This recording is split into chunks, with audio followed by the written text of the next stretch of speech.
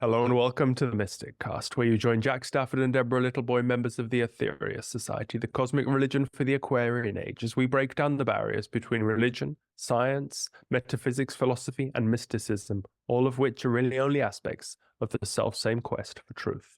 Please note, this is an independent program, not produced or fact-checked by the Aetherius Society. Today, our guest is Isabel Greene. Hello, Isabel. Hi, Jack. Thank you for having me on the program. It's lovely to have you. Where are you joining us from? Arizona, in the Arizona. United States. Okay. Not another worldly location. No, not exactly. Pretty close, though. Yeah. Today we're going to be talking about escaping the rebirth trap via Samadhi. So, a small topic. Maybe you could kick us off before I make myself sound like an idiot. Tell us a little bit about this subject. Well, where do we begin, right? So you pass the ball on to me like that. Or your story. Jack. I mean, how did you, begin as you usually begin? Right. Okay. So if we focus on the subject of getting out of the reincarnation cycle, which all Eastern religions talk about that, and they carry suggestions that you're supposed to be recycled around Earth, paying off your karma, learning the lessons over and over until you purify yourself enough to be worthy of getting out of the reincarnation cycle. However, I have observed and learned through my own experiences that I have had in what we call the higher realms, in the state of Samadhi that I have been experiencing for the last 9 years regularly, then that you literally are able to get out of the whole system of reincarnation if you do certain yogic practices and take yourself into the state of being that allows you to experience what we call the state of Samadhi, but truly is the unity with the super consciousness, or the state of omnipresence. And that bypasses the astral realm where the cycle of reincarnation is set up. I've had 2 near-death experiences where I experienced what happens within the astral plane, the cycle of reincarnation. And I've also I've taken hypnosis to go there and observe what happens. I've talked to many people about their near-death experiences, and I've also posted that question directly into the higher consciousness. And once you are comfortable merging with the oneness of the infinite field of information that we call source, you literally can get all your answers directly from there. So you no longer need any sort of teachings or teachers and stuff. So this is how I came about the subject, I wrote a book about the subject, a very short book, just to put my experiences in a very short format right there. I've also been doing healing sessions for people. And at the beginning of my career, I was invited, for whatever reason, to walk the people transitioning out of their bodies. And so in spirit form, and I observed the tunnel of white light, and sometimes there was more than one, because we have extraterrestrial beings on the same level of consciousness as ourselves, as Earth plane, participating in our reincarnation cycle. Maybe we just pause you there because, right, there's a lot to digest. It was a lot. That was a brain dump. So maybe go back to the beginning then. What spiritual practices did you practice, or do you practice to get to experience the advances that you've undergone? To experience the state of Samadhi. So I, back in 2010, I learned the Kundalini Pranayama the breath work that started taking my filters down. And really, literally what separates us from the state of superconsciousness are the filters that we have here on this planet, and our brain filters as well. And so I did that for about 3 years, and then I What kind of learned pranayama? Which specifically, which exercises did you? specifically where you pull the Kundalini energy from the root center up your spine, light up your spine, and Visualization focus. exercise. You're doing that with the breath. You're pulling, you're inhaling, and you pull in the energy, your Kundalini energy, into the upper centers. When you do that regularly, meaning every day, that Are you gives also you doing with the nostrils, or are you with the No, just apply the yoga locks, 3 lower centers, squeeze that and push the energy up the spine. And that gives you Kundalini awakening. If you do that regularly for a short period of time, that gives you Kundalini awakening. I experienced the Kundalini awakening 3 years into that practice. I started. Can that be dangerous though? Because some people have had, if you can't get the energy back down, I've heard that it can be dangerous. I think the easiest thing ever is to get the energy back down. I'll be honest with you. I only speak from my experience. I know that the traditional yogic practices insist that you have to first be prepared for many, many years before you're allowed to practice this kind of technique. However, I learned it at a workshop without any preparation whatsoever, straight from the corporate environment, straight into this practice. And the first 3 years, what it did was show me my subconscious space, all my traumas. And so that started kind of clearing out. It helped me do the inner healing work to a certain degree. You must have experienced results quite quickly then to do it for 3 years. So you applied the locks and you did no holds. You just visualization, lengthening the breath. Or no, you apply the locks. You the Mula breathe Bandha, up the 3 lower centers. You squeeze that. You hold it as you inhale, and you pull the breath up to your crown center. That was what I was doing at the beginning, and for the first 3 years, and then you hold that on the same amount of counts. Exercise As you inhaling, and then you exhaling, and you do the same and back and forth for 15 minutes. So sounds very simple. Yeah. Then in 2014, so that's 4 years, 3 years later, in 2014, I learned how to couple this breath with the nighttime meditation. So I started getting up at the sacred hour. It's 3:30 in the morning, and I would do that breath. And I also learned, and by the way, that's in the Vedas, that's in the scriptures, where Krishna says, steady your spine, steady your neck, balance your breath, and bring your attention to the third eye and be free. And so this is what happened to me. I started doing the meditation in the middle of the night, 3:30 in the morning, every single day with the breath work, and then sit.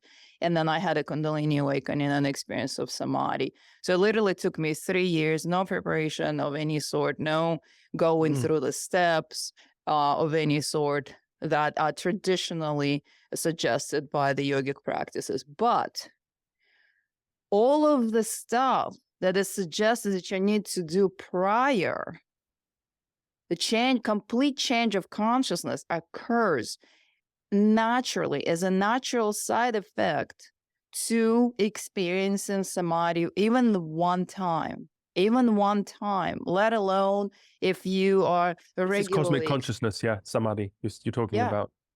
Yeah, stillness of the breath accompanied by the experience of omnipresence. Stillness of the mind accompanied by the experience of omnipresence. That changes your whole reality. That shows you, that brings you into this one moment, highest level of compassion for the planet, for the living beings. So you become you go into service naturally. You want to help naturally. It naturally occurs. You don't have to train yourself. Your abilities go back online, meaning your intuition, your access to the knowledge, the freedoms.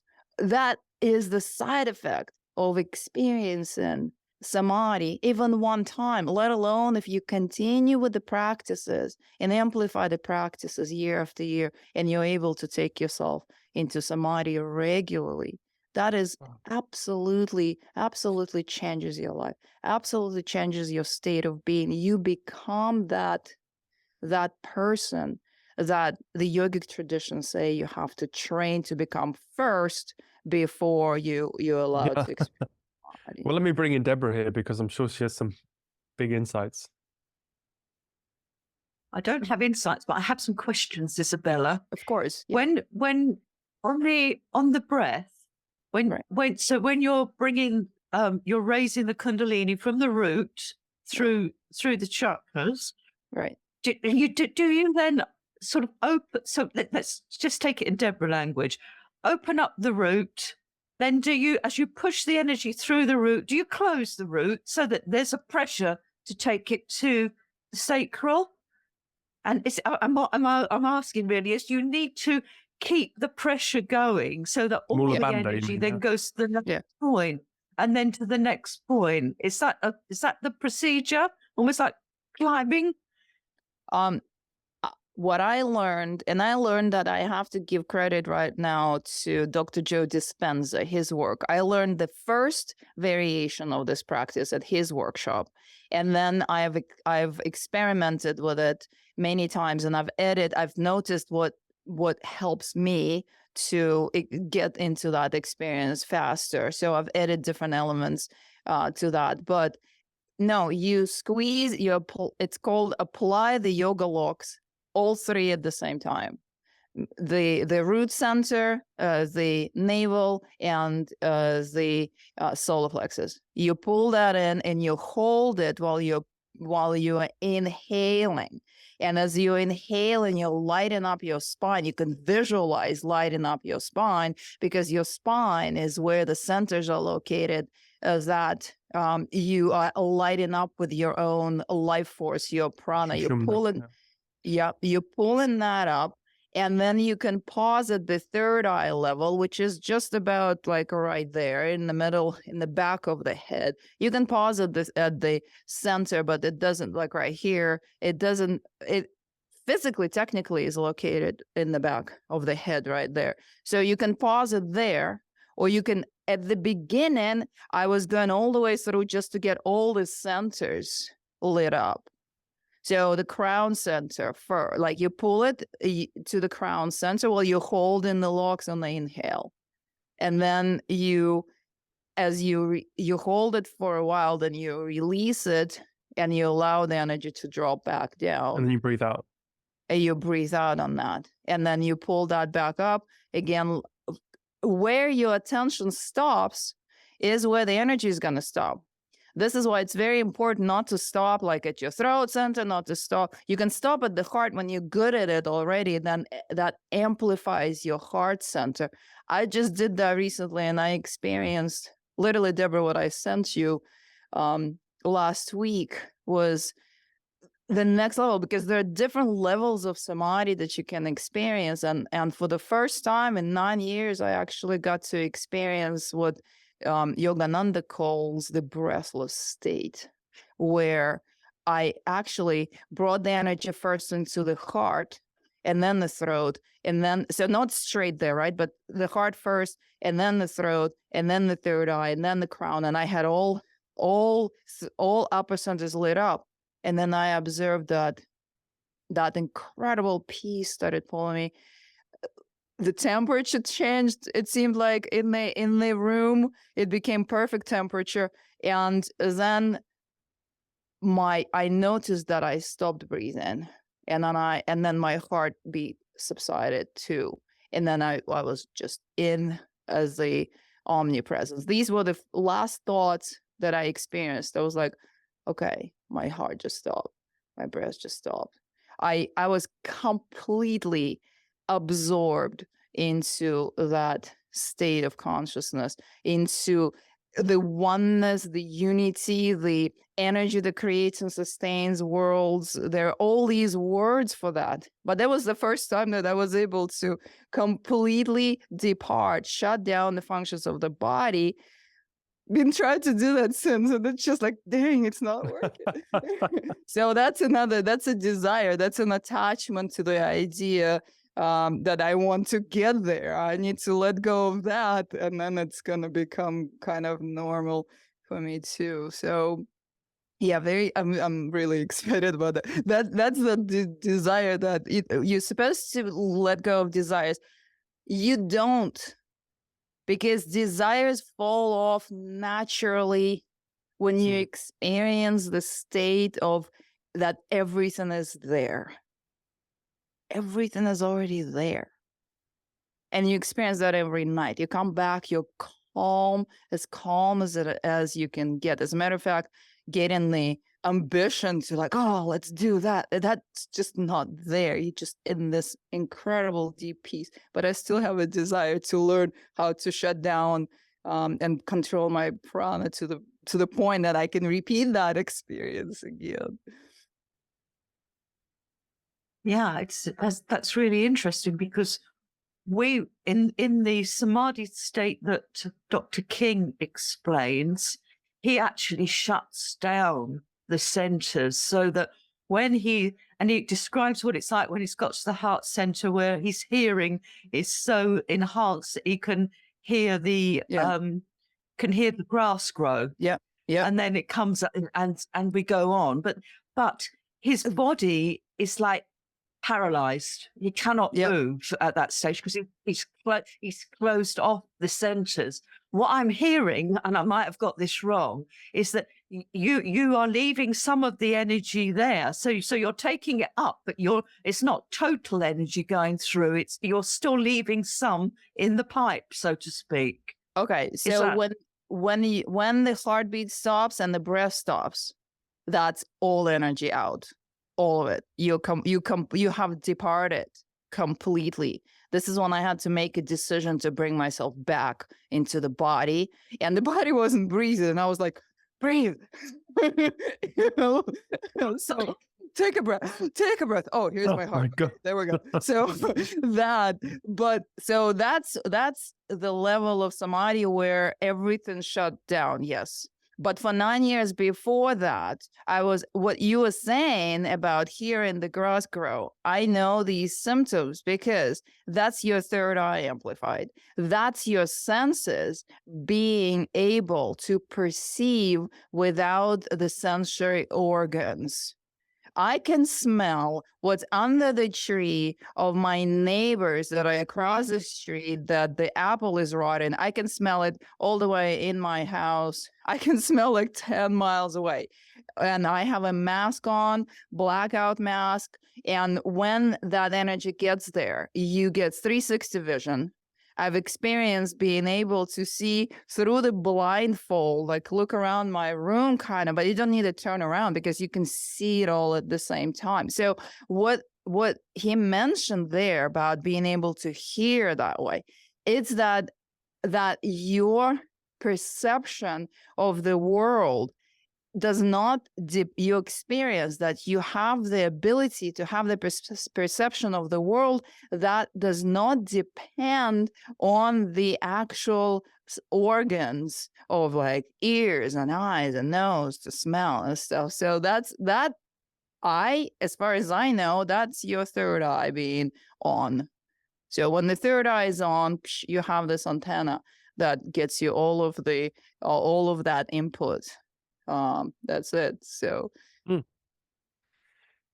you think that you had been training in previous lives as a yogi before you came here? Have you had any indication of what your past lives training might have been? Because it seems that you've come in as the very uncluttered soul. This is the way I see it. I was very cluttered at the beginning, I tell you, at the beginning of this lifetime. And I have had many memories of past lives, including how I decided to come into Earth plane to help from a different planet altogether. I had a memory of being in utero. My mom, I had this lifetime, and I had a memory of coming out during a birth canal and the whole thing. Oh, that was really gross. And just coming into the physicality the first time. But I have never had a memory of myself as a yogic practitioner or a spiritual teacher. Maybe that's hidden. I have seen myself on the battlefield in like medieval times. I saw myself as a race car driver in the previous lifetime. For sure, my mother was dreaming about it when she was pregnant with me.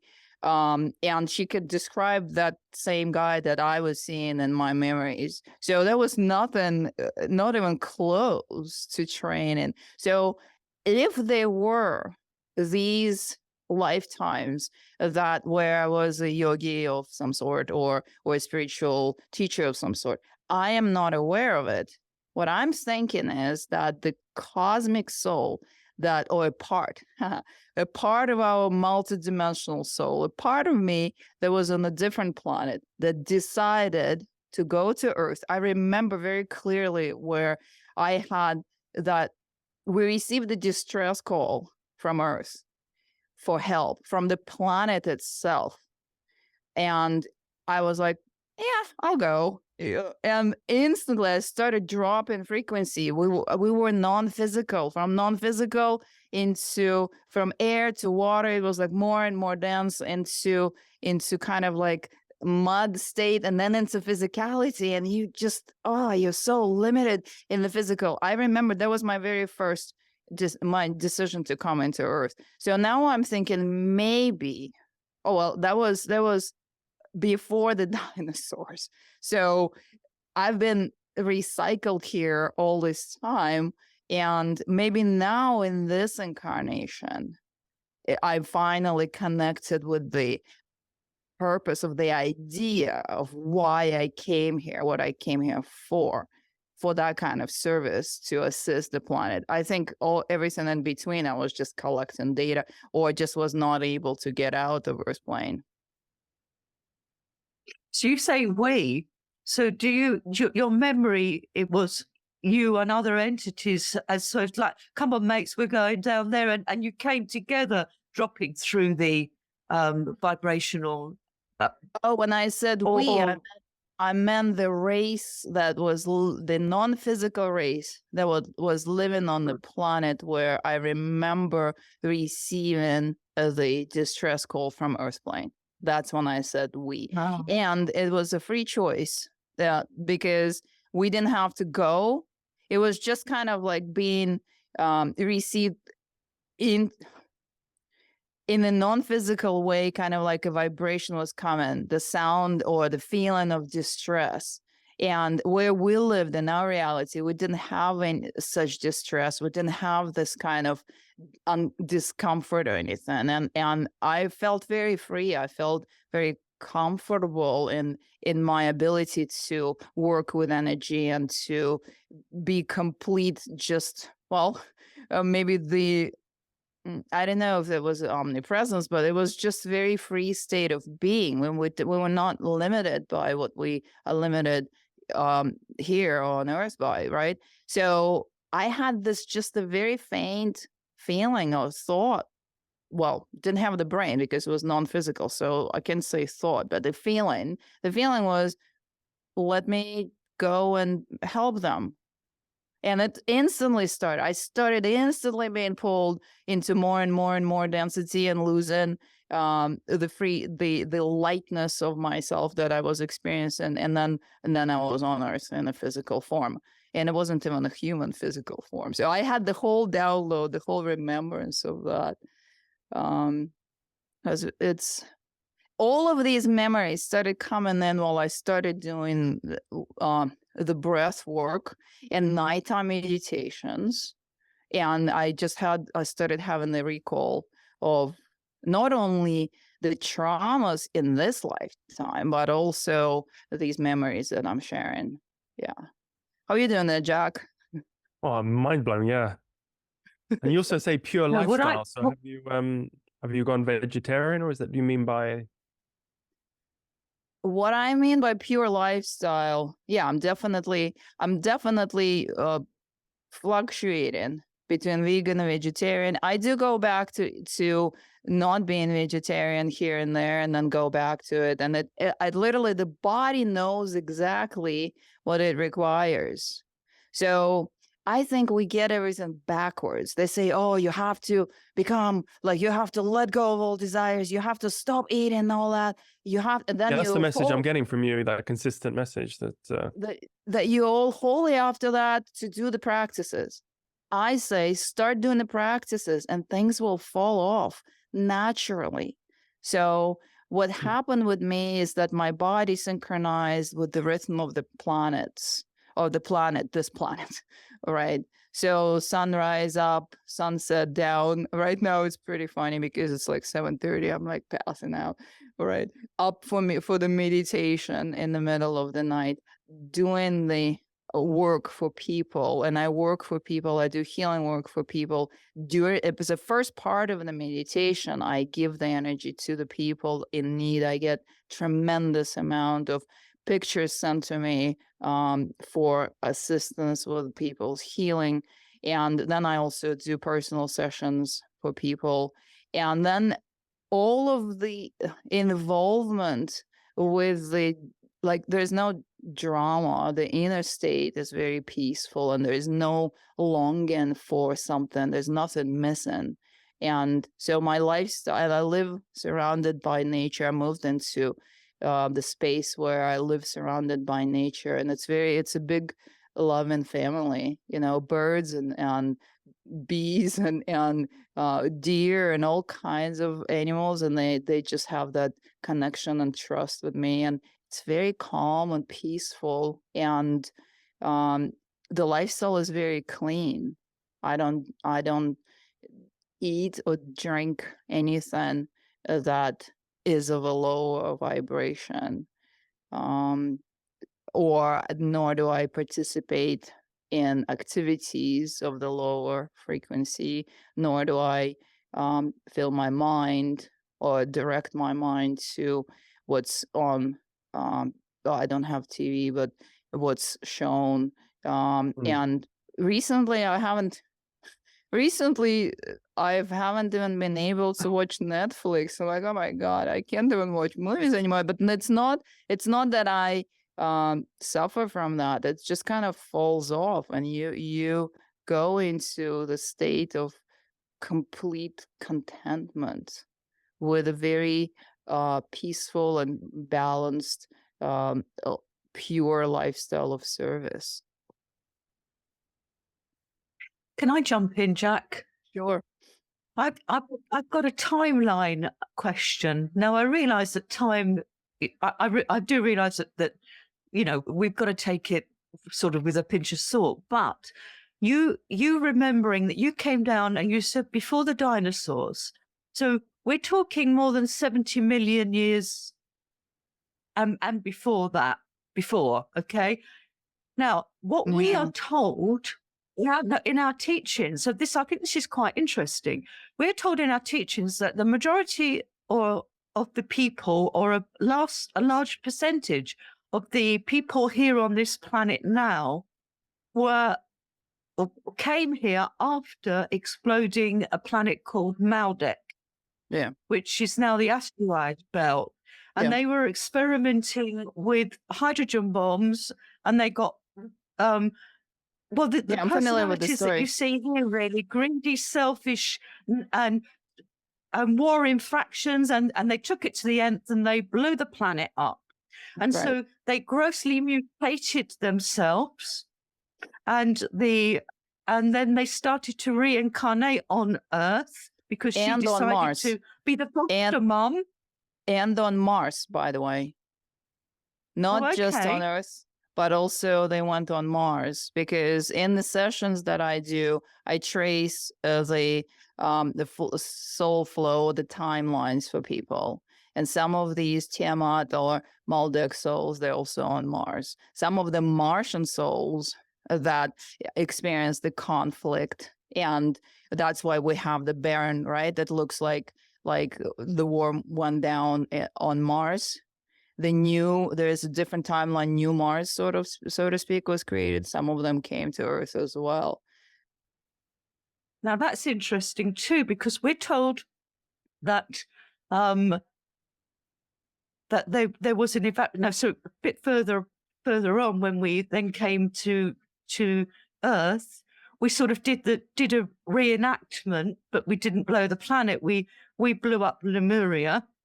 And we were told just before that the entities which were ready, didn't have to go through the reincarnation cycle, were evacuated by cities of Shen, which were giant spaceships from Mars.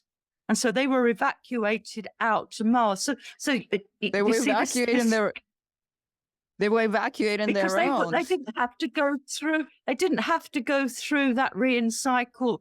They didn't have to go through Atlantis and come back here. So the souls that were ready were taken off of Earth. Now, I'm telling you as we've been given the teachings. But to go back to my original question, we were told that the ancient ones knew that this was happening because they can see into time. There is no time.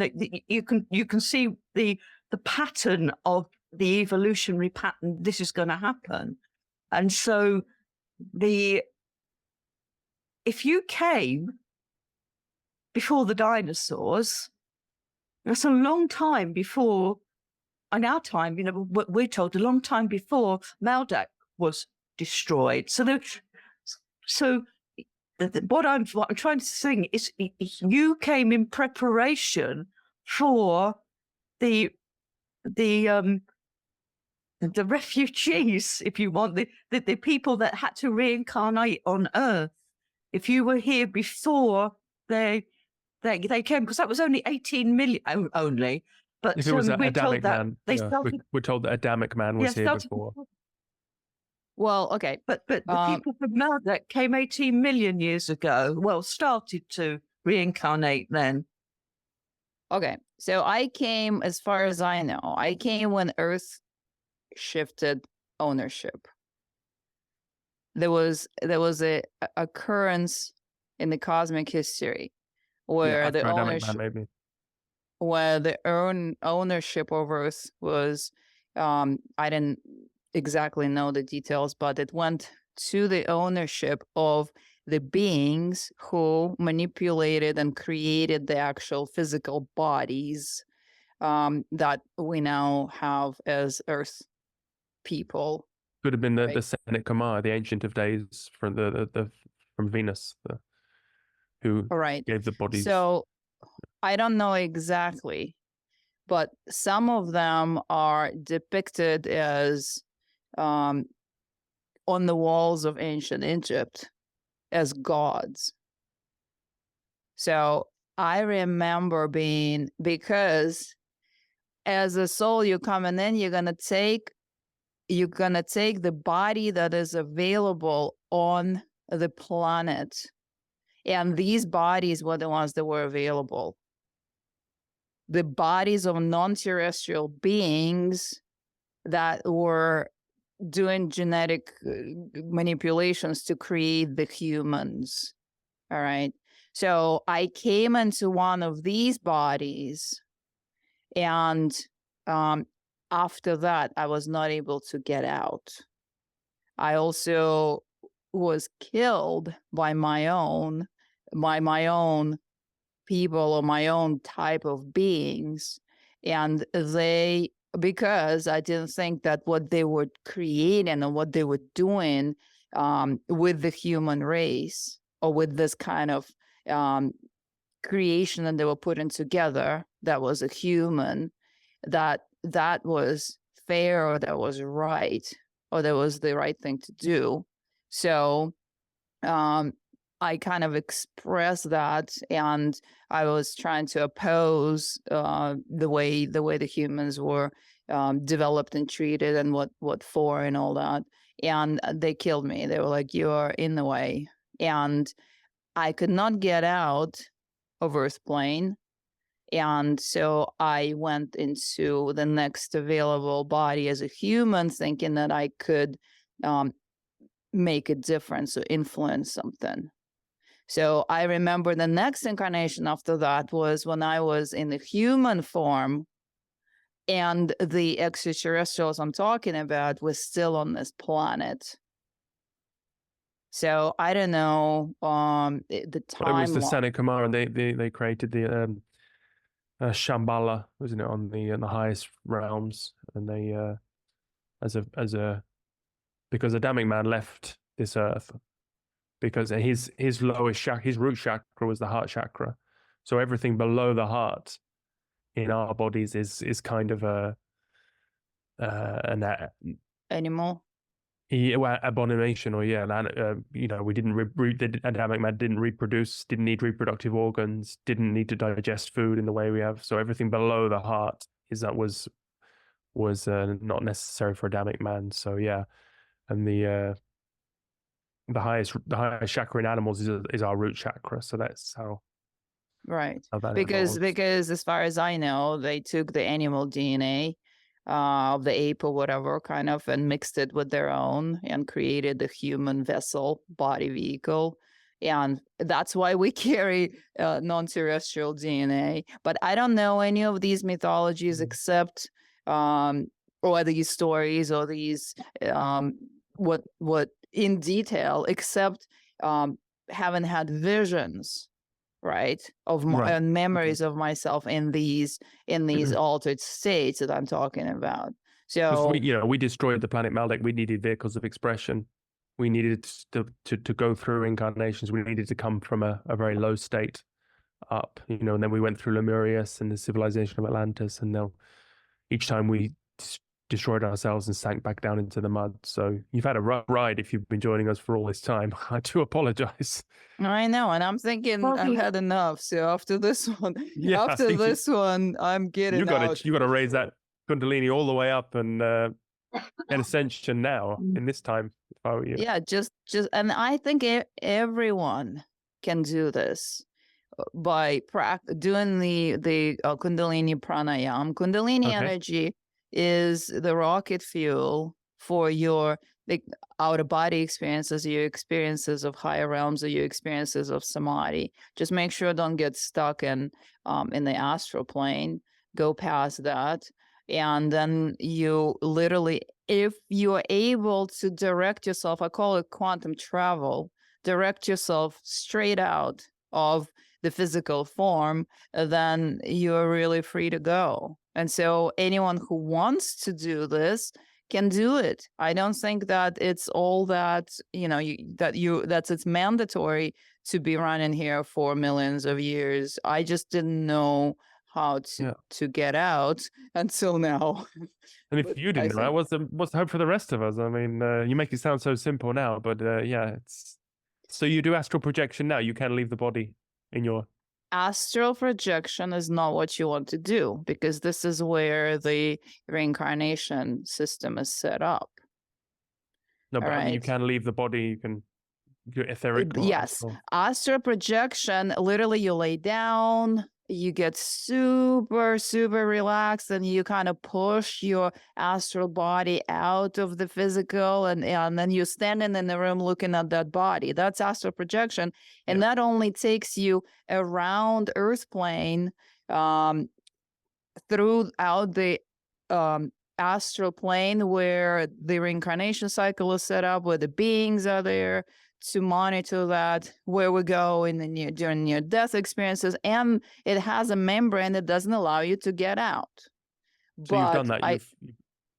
Oh God, I started doing that at 17 years old because it was fun, and I explored the astral realm through and through. I posit that the lower astral, that's where all the unpleasant spirits are, and we call it hell.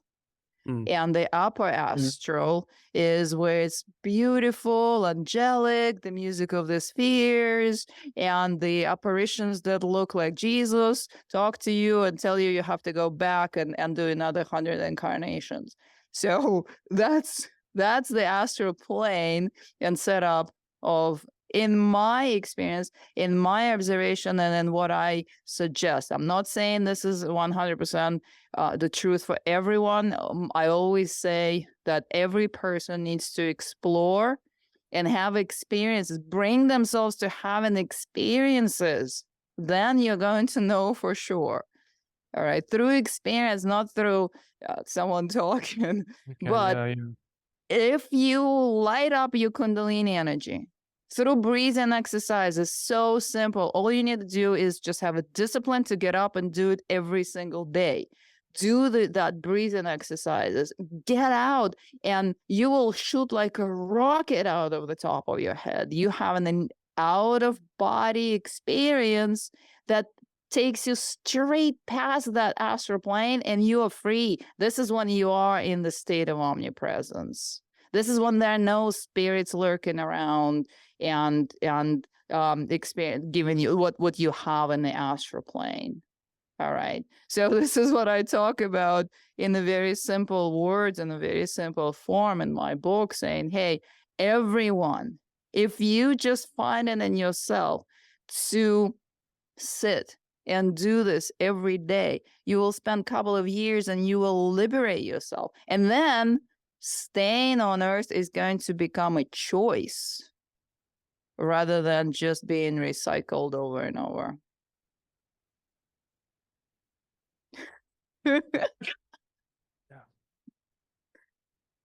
So it's in your book, the people, you explain all how to do the Kundalini exercises. No, actually, I don't explain. I just say that I explain the nighttime meditation, the process, but I tell them the name. It's called Tantric Kriya, which means Tantric technique. Tantric Kriya, Kundalini Pranayama. Kundalini Pranayama is Kundalini breath, quite literally. If you translate all, put that all together. Or it's also called cosmic cobra breath. So there are different variations of that. There are more advanced variations or less advanced variations. And there are variations where you move your spine actually while you're doing the breath, and you move your lower centers while you're doing the breath, when you can squeeze the lower centers. When you start from folding down, which a lot of practices do, even in Christian tradition, you start from folded down, then you unfold your spine and direct that energy. So it kind of pulls and creates the mechanical effect as well. So there are many different variations, and you can research. I tell everyone to just research and find. I believe that everyone can find a practice that resonates with them. It's not straightforward for every person. I've learned a certain technique, and then I experimented with it, and I learned other techniques from other teachers just so that I could find the most optimal way of doing these things that get me, that get my Kundalini going and get me out of the physical form. The mind, the stillness of the mind, coupled with the experience of omnipresence. And when your Kundalini goes up your spine and explodes in your head like that because you just squeezed it there and you did that breath enough, there are no filters anymore. The filters shut down, you're gone. There's no talking in the brain. It's you're completely liberated from all that, the brain burden that we carry around every single day. Was it painful when it first burnt through Sushumna? No, it wasn't painful. It was intense. It was like the sweat is running down your spine. Everything is like on fire. Your body is going to resist because the body, mind, ego complex structure is going to come up with all kinds of reasons why you should not do this. Once you start doing, oh, my knee hurts, oh, my back hurts, I need to lay down, oh, I'm too tired, oh, there is no time, oh, I need to go to the bathroom. All this is your body, mind, ego trying to keep you steady in your physical form. So that's something to overcome. And as you overcome it with discipline and keep doing it, the body, mind, ego team finds out that, okay, she's not going anywhere. She's going to be back, and we can relax and not try to protect her and this and that.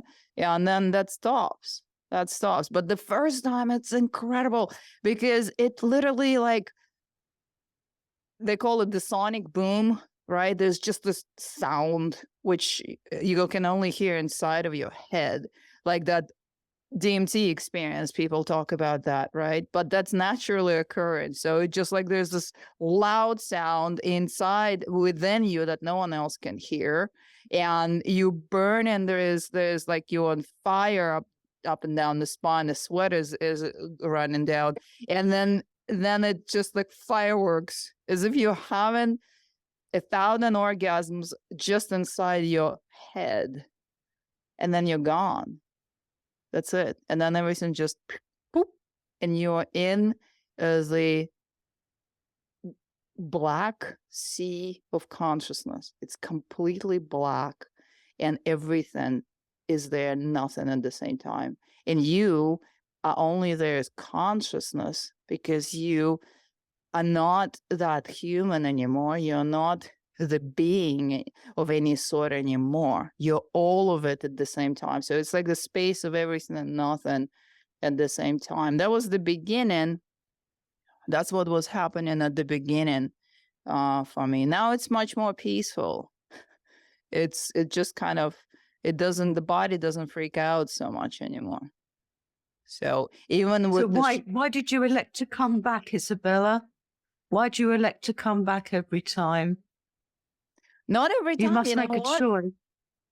This time, it's only when I shut down the heart and the breath, and then when I was gone. It was the only this one time, which was last week, only this one time that I had to make a choice to come back.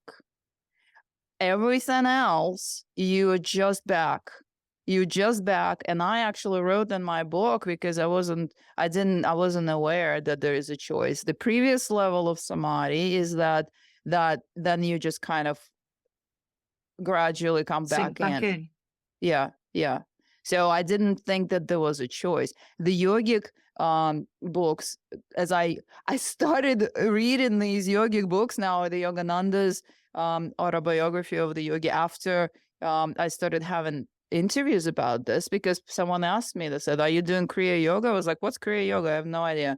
And so I've learned a lot about the yogic practices over the last few months, literally. So the yogic practice, the yogic book says, Yogananda's book says that if you are able to maintain yourself in samadhi for 3 days, then the body will shut down and pass away. That's the way out. If that's, if you're able to do that. But here, I had a choice, and I came back, and it wasn't, you not really have the capacity to think or give yourself a list of reasons why you're coming back, because you don't have a brain to analyze. You are the consciousness of omnipresence, and it doesn't have a brain. It's the consciousness. And then I heard my brain somewhere on earth going, I have to go back. Get back here. Get back here. I was like, oh, can I please just be here? So that's already brain activity restarted. And then I was like, okay, let's pull myself back in. Whoop, back in. Breathe. Okay, there we go. Thank you. What a lovely 15 minutes. Yeah. Well, we're told in the book, The Nine Freedoms, about enlightenment, then cosmic consciousness, then ascension. So the initiation of ascension is when you can raise it fully consciously, and then you go. So it's something to look forward to, maybe. I mean, I'm not one to tell you, but does that resonate, that there is an initiation called ascension?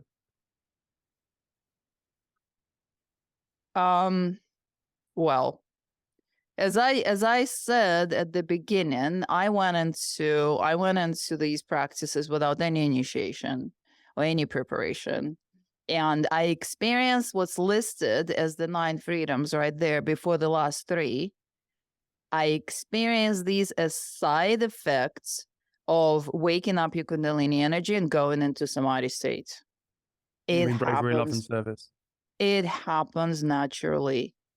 Your life has changed, your mentality has changed, your consciousness has changed, your choices are changed, your state of being has changed. One time of Samadhi, and all of that starts coming together, let alone if you continue and have these experiences regularly. So I say that what is in that book is a traditional way. This is how they did it in yogic traditions too. You have to go through long process of preparation, and then you arrive at the point where you can be initiated into the practices. But I think that that's possibly outdated by now. I would suggest that, and also human beings tend to get everything backwards, so do the practices, and you will have the 9 freedoms that are listed in the book. Do the 9 freedoms first, and then start doing the practices. That's so difficult because you have to completely change yourself to go there. But here you have one experience of Samadhi, and that happens naturally. That's it. Okay.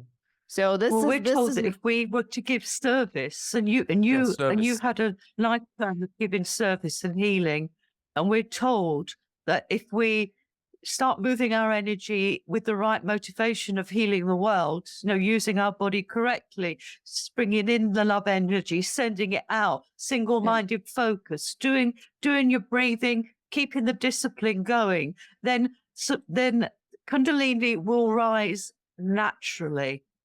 And that's what I'm hearing, because your background is one of a healer. You said to us that you spend hours every day sending out healing to people. Yeah. You do one-to-one healing. So yes, maybe that makes a difference. I started doing that after I started doing the practices. In 2010, I was not a healer. I was living in New York City.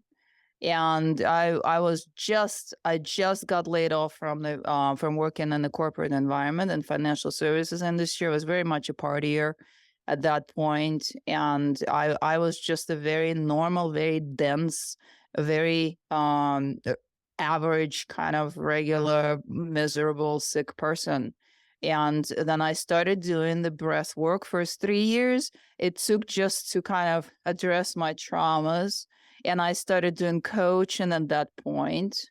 And 2014 is when I added the nighttime, like started doing that during the night. And that's when all of the abilities opened up gradually, and I became able to do things that I do now as a healer, and I continue. And I learned that I am capable of influencing things long distance for people, and all of my sessions are long distance, meaning I don't see anyone in person.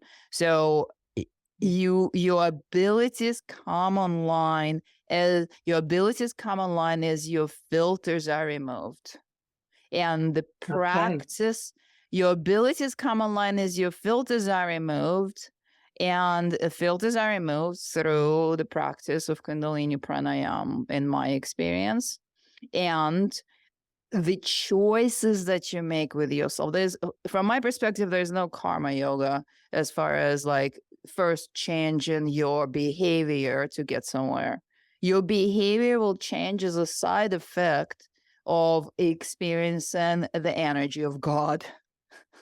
The Samadhi state allows you to experience as the super consciousness, the omnipresence, the energy that creates and sustains worlds, the field, the quantum field of information, or God, all of that. Once you experience that one time, you're a changed person, and there is no need to force yourself into doing anything to get there before.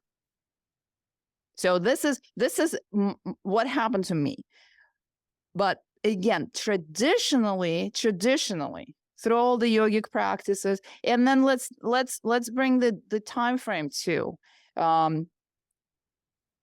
Dr. King, who I have the highest respect for his offering, in the 1950s, 1960s, we didn't have access to any of this. We didn't have access to any of that information. He was a pioneer, and what he was bringing was correct for that time. Perhaps now is a different time because you can get information about mystical experiences, about yogic practices, about all kinds of stuff, cosmic events, all of that is available publicly everywhere. So it's a different era, perhaps.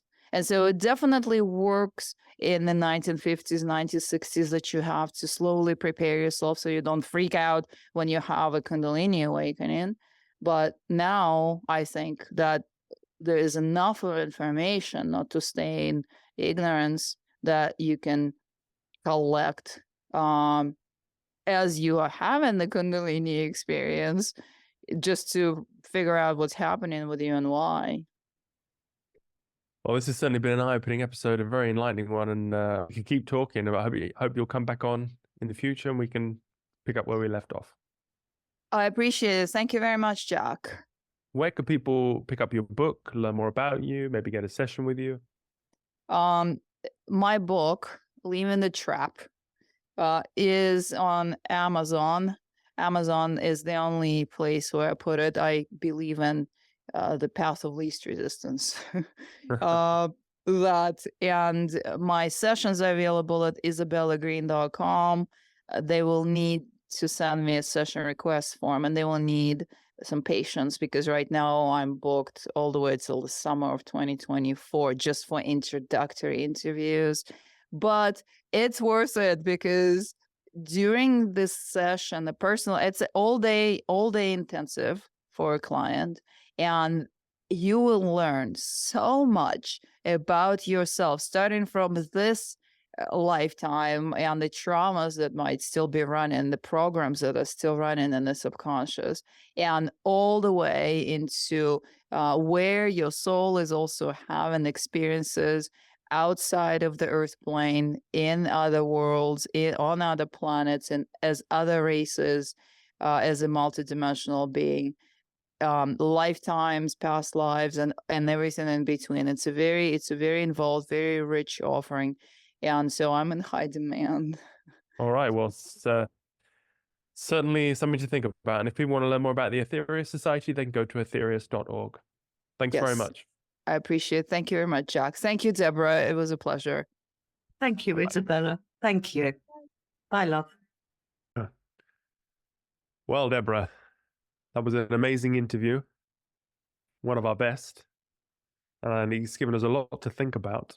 So we've got together now to record a little after-show conversation to analyze some of the things we've just heard. So what do you kick things off? What do you think? Well, the thing that really struck me the most is that she believes what she believes. So her sincerity is absolute. And also the fact that she practices and her discipline to practice. Just think about this. In 2010, and if I'm going to get these facts wrong, then forgive me, but 2010, she started to breathing exercises. And she did them every day religiously for 3 years before she got any real results. But from the age of 17, she's been flying around the astral realm. So it wasn't as if she didn't know something before. Didn't start off as like a complete numpty, did she? So then we've got this 2010, and then 3 years later, she adds on this extra bringing up the Kundalini up through her head, I mean, to beyond the astral realms.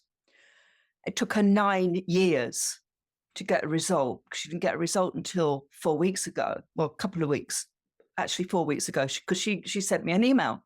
And I was really like super excited that she'd gone to this next level. But that wasn't like an instant success. It took her 9 years. Now, in numerology, Jack, 9 years is a full cycle for a human. So we reset every 9 years. So the fact that she's gone there instantly, oh yeah, of course, it's really quick and it's really great. But people will have to put in, to be even as good as her, 13 years worth of practice, of which the last 9 is getting up at 3:30 in the morning. Thank you very much. So, she made light of that, but that's really significant. I mean, I know how difficult it is for me to sit on my chair and do my 20 minutes breathing followed by 20 minutes mantra. It's, and then my prayers and what have you. Can I carry on to keep talking at you, my love? Oh, no, go ahead. You're doing a good Steve. Okay. All right. The other really interesting thing is she said that we put Debra's words again, should we put the cart before the horse? And what she was saying in that respect is that the want to serve and to help and to heal comes after you have these mystic experiences, because your heightened awareness tells you that that's the right thing to do. She then said that she felt that perhaps when Dr. King was introducing this back in the 50s and the 60s, it had to be that way round because people didn't have this knowledge as openly as we have here. Now, I think that that's a really valid point to take on board. And then the other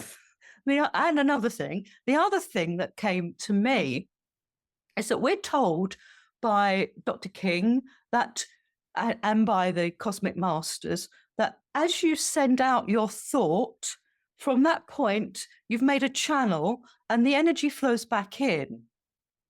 So the first time you send your thoughts, let's say your prayers to the Master Jesus, you will have made a channel. The more times you do it, bigger the channel. The more people that adopt exactly the same, enacting exactly the same way and practices, the bigger the channel. So you go from a white road to a B road to an A road to a motorway.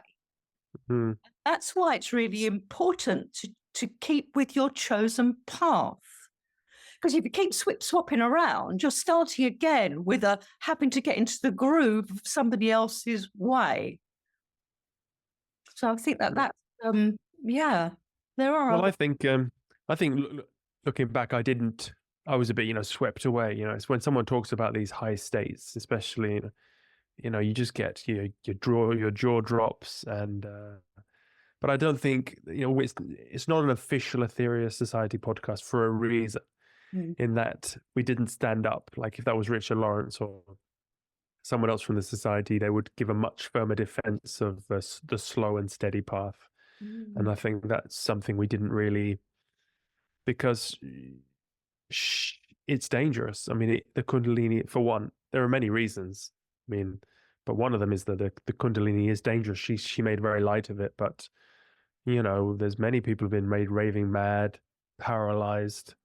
What she's doing is dangerous, and she's obviously very advanced, as you said. I mean, Dr. King said that if you want to remain motionless like that, it takes 50 lives of preparation, something like that. But she must have had excellent powers of concentration, determination, willpower. So she was obviously very advanced, and so I don't believe it's the path for everyone. No. No, absolutely not. And of course, we are told that we're trying to slow down the quickening if that makes any sense, the rising of vibrations, to give a chance for everybody to get through, to understand it. And of course, if you're doing little pockets and you're going through, that's not the all-inclusive path. But we're also told that many paths are there are many paths to the same source. So one last point before we wrap this up, or from my side, if you like, that she said she came here before the dinosaurs. Now, if you remember, I picked up on that.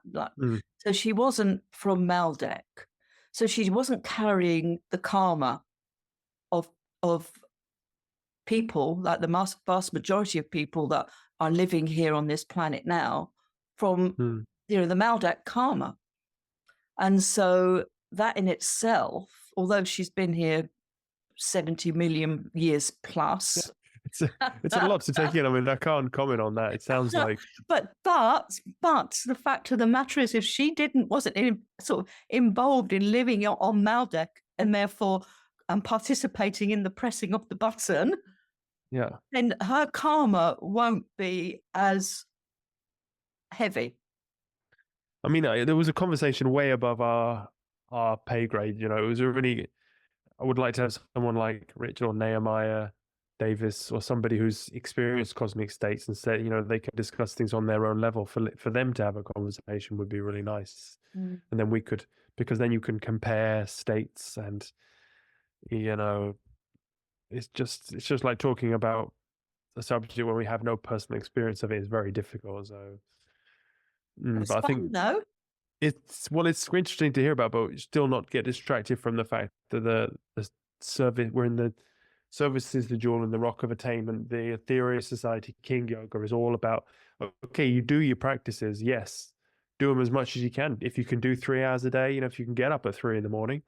and do it, finish at 6, you know, that's great, do that. But as Dr. King says, if your neighbor needs help cutting the grass, you stop your practices and you go and help them. It's because on the practices as well, Jack, can we give a plug for Awakening Through King Yoga? We've got a Facebook group which is all about practice like a spiritual gym. Yeah. And that's open to anybody that wants to send us a request to join. So yeah, exactly. Maybe now's a good time to mention that you're stepping back from this podcast to help with Awakening King Yoga. Yeah, and to promote the value of developing ourselves with our practices alongside giving service, because the better channels we can be, the more we can channel the higher love energies out to the world. And as we both know, everybody knows, this world needs as much help as it can get. Yeah, so you'll be organizing awakening chats on there. Just so people don't know, if they don't see you in the future, that I haven't kicked you out. I haven't finally lost my rag. You're doing this of your own volition, because there's only so much Debra to go around. Okay. Thank you, my Jack. And also we should mention the Ethereus Radio podcast. I wanted to do an episode on that. So it'd be good to do a reaction episode on that, because that had a lot of parallels with what we're talking about with Isabel, wasn't it? What was the episode, that title? Do you remember that? I can't remember. Sorry. It was your soul, something like that. Oh, contacting your higher self, something like that, I think. It was super interesting, the latest Red episode, and so people should also check out that as well. And we'll try and get Isabel back on the show and in conversation with someone who knows a little bit more than you or I. Yeah. And hopefully she will come into the King Yoga group on Facebook for an awakening chat as well. Yeah, let's hope so. All right. Thanks for all your work, Debra. You've been a wonderful help. Okay. Bye for now. Bye-bye.